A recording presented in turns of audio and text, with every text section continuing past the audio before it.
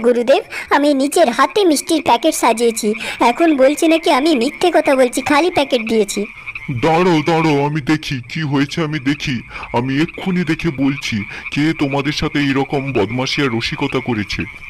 এই বলে তান্ত্রিক মন্ত্র পড়ল, আর মন্ত্র বলে সব কিছু দেখতে পেল। আচ্ছা, তাইলে এই ব্যাপার।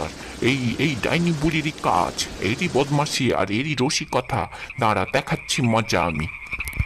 আচ্ছা বলো দেখি, তোমরা বাড়ি যাওয়ার সময় কোন পথ দিয়ে বাড়ি গেছিলে? আমাকে ঠিকঠাক করে বলো দেখি। আমাদের বাড়ি যাওয়ার তো একটাই পথ, ওই জঙ্গলের পথ। সেই জঙ্গলের পথ ধরেই তো আমাদের বাড়ি যেতে হয়। আর কোন দিক দিয়ে যাবো গুরুদেব? হ্যাঁ, আমিও বাড়ি যাওয়ার সময় এই জঙ্গলের ভেতর দিয়ে গেছিলাম। ওই জঙ্গলের রাস্তাটা খুব একটা আমার ভালো লাগে না, তাই তাড়াতাড়ি পা চালিয়ে আমি ঘরে গেছিলাম।